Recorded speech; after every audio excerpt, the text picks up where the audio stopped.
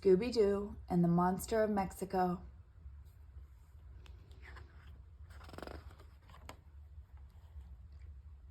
Scooby-Doo and the Monster of Mexico, adapted by Jesse Leon McCann.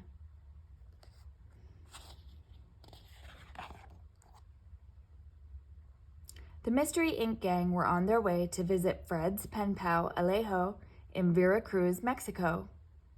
On the way, they stopped at a quaint Mexican village to buy souvenirs. Like, Mexico is so cool and different, Shaggy smiled and pointed to a nearby sign. Except they have billboards for Mr. Smiley's Fantastic Funland here too, but with a Spanish flavor.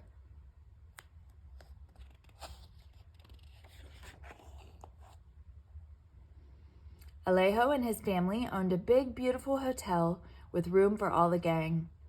It also had a coffee shop managed by Alejo's brother Luis and his fiancée Charlene. Take a load off, y'all, Charlene welcomed them. I met Charlene at Mr. Smiley's Fantastic Funland, and I've been smiling ever since, Luis declared. That afternoon, a heavy thunderstorm erupted. Everyone huddled around the hotel's big fireplace. A monster has been terrorizing Veracruz, Alejo said sadly. It is called El Chupacabra, and it almost got my son Jorge a few days ago. El Chupacabra? I've heard of it, said Velma. That's Mexico's version of Bigfoot.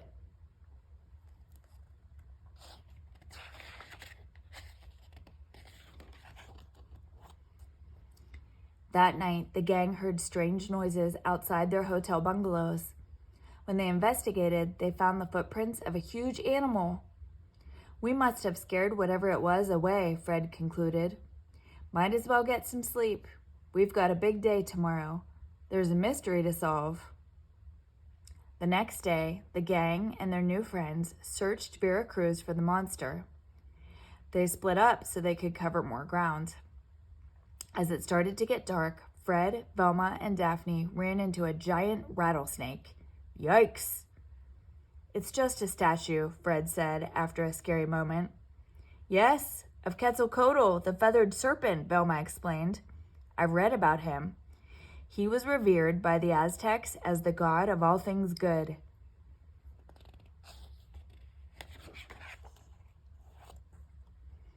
Nearby, an old man was standing in the doorway of a tent. He told the kids that he was a shaman or medicine man. Velma explained that they were looking for the evil monster that was attacking the townspeople. The only evil in this land is greed, said the shaman. People from the north offered huge sums of money to build businesses here and attract tourists. The local people turned down the offer. The strangers left, but they vowed to return. Be careful, my young friends. You are in grave danger. Meanwhile, Alejo and Luis were still searching the hillsides. But as it grew darker, they were separated. And then Alejo ran right into the monster. Growl! Alejo ran for his life, but with only moonlight to see by, he ran right over a cliff. Luckily, he was able to grab a branch and save himself.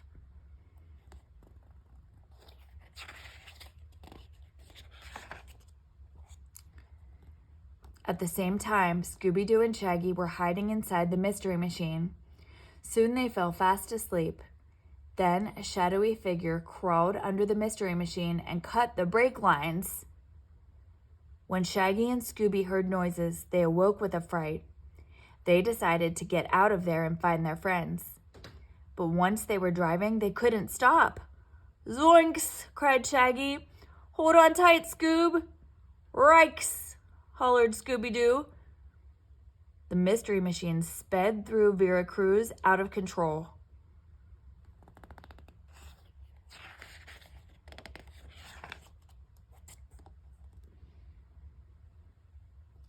After Alejo climbed back up the cliff, he found Luis and the two brothers regrouped with Fred, Daphne, and Velma. They all felt safer. That is, until they heard a howl in the dark. Do not worry, said Luis. It is only a coyote. I wonder what the coyote is howling at, Fred asked. Jinkies, cried Velma, pointing. That! It's El Chupacabra! The monster chased them through the hills and back into town. It finally cornered them in the lobby of a movie theater. The gang thought they were goners for sure. As luck would have it, Shaggy and Scooby happened by at just the right time. Everyone was glad they could hop aboard the mystery machine and leave the beast far behind.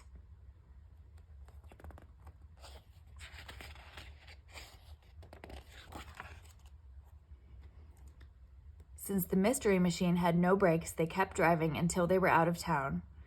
Luckily, when the van finally stopped, they were right by a gas station where they could get the brakes repaired. Fred, Daphne, and Velma thought that the best way to solve the mystery of El Chupacabra was to look into the past. With Alejo and Luis along for the ride, they drove all night until they arrived at a museum of anthropology near an ancient Aztec city. A fast-talking tour guide welcomed them to the museum. "Good morning. Are we enjoying ourselves?" asked the tour guide. "Super. And would we like a private tour which begins with a live multimedia show about the Aztecs? Super." Before they had a chance to answer, the perky tour guide led them into a theater and sat them down.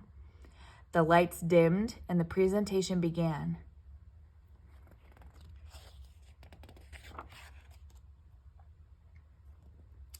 At first, the show seemed like it might be educational, but soon smoke filled the theater and it got downright spooky.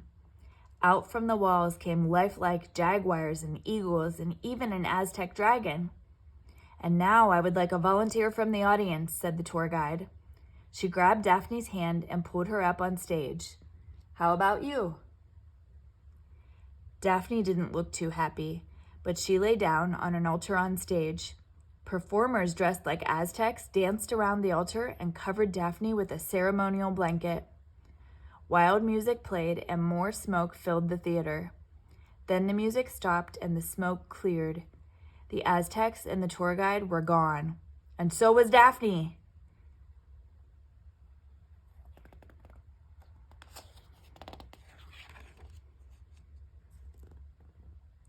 As the gang was searching the stage for Daphne, Fred accidentally hit a switch that opened a secret passageway under the museum. "Oh, great, a dark, spooky tunnel," said Shaggy. "Like, I hate dark, spooky tunnels." "Rah, ree-roo," agreed Scooby. But they knew that Daphne had probably been taken that way, so into the dark, spooky tunnel they went. The tunnel was dark, dusty, and filled with cobwebs. Shaggy bumped into a stone gargoyle, and the steps suddenly turned into a giant slide. Down, down, down, the gang slid, going faster and faster. At first, Scooby thought it was fun, until the walls started crumbling all around them. The kids sped along, dodging falling rocks. At last, they bumped right into a door to the outside.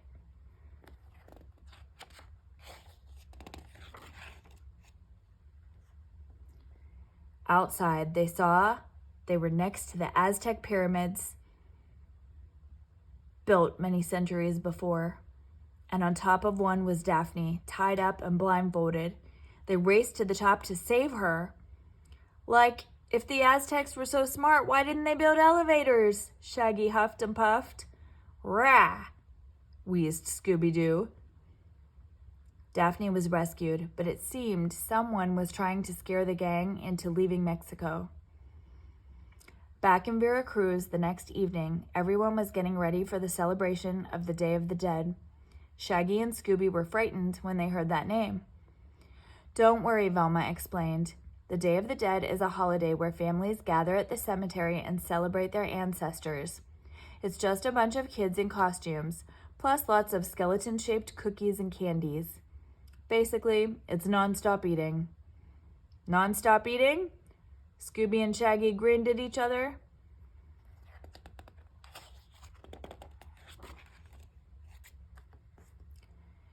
The Mystery Inc. kids joined Luis and Alejo's family as they paid respect to their dear departed father. As Luis laid gifts on his father's grave, a strange mist flowed from it, taking the form of a ghost. "Don't be alarmed. I come with a message," moaned the ghost. El Chupacabra is attacking this land because there is a curse on it. The only way to get rid of the curse is to sell the land, the ghost cried as it swirled overhead. Once my family sells everything, El Chupacabra will disappear. That doesn't look or sound like my father, Alejo frowned. Someone is playing tricks on us. Fred, Daphne, and Velma all glanced at each other. They had a hunch Alejo was right.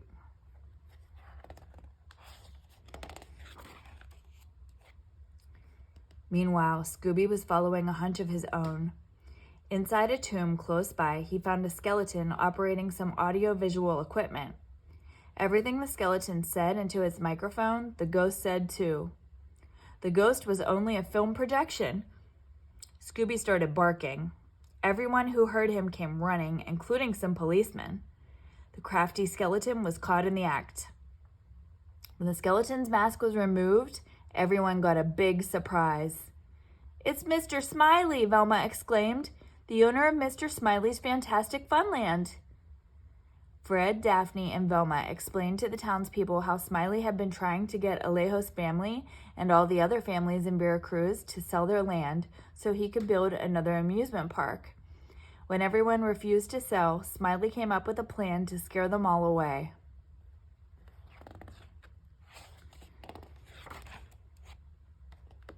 But if Smiley is the one behind El Chupacabra's attacks, how do we explain that? Shaggy pointed to the church nearby. Above the roof of the church, hanging on to the steeple, was the ferocious creature El Chupacabra. Growl! The monster growled, its eyes glowing. With a mighty leap off the steeple, El Chupacabra landed on the church's roof and broke off a chunk of the chimney. The monster roared and threw the heavy chunk of bricks to the ground. It just missed Shaggy and Scooby. "Zoinks!" cried Shaggy. "That could have hurt." "Rah!" nodded Scooby-Doo nervously.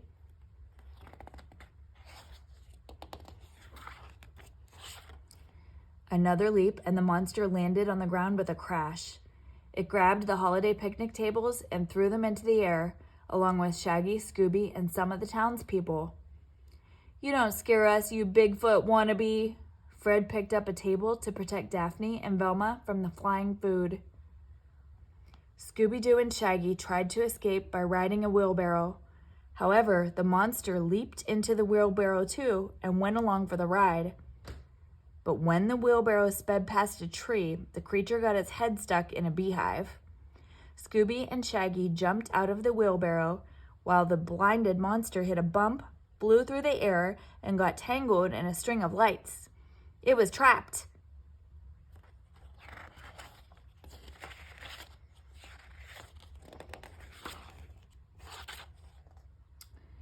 With El Chupacabra all tied up, the gang took a closer look. Fred opened a trap door in the monster's back. To everyone's surprise, out popped the tour guide from the museum. The monster was nothing but a big robot suit made by Mr. Smiley's amusement park people. "I love Smiley and would do anything for him," explained the tour guide. "You see, I worked as an actress at his theme park. When we met, it was love at first sight." But that wasn't the end of the night's surprises. Velma pulled off the tour guide's wig and glasses and revealed that she was really Luis's fiancée. Charlene, in disguise. "Charlene, I thought you loved me," Luis said sadly. "I loved your money," Charlene replied as the police prepared to take her and Smiley away. "If I married you, I would have gotten some of your cash. Then I would have dumped you and shared it with my honey bunch Smiley."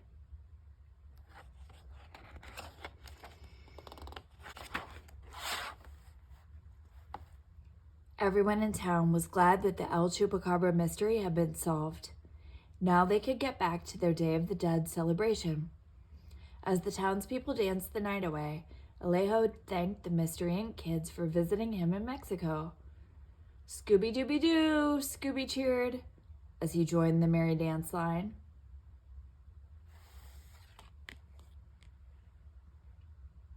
The end.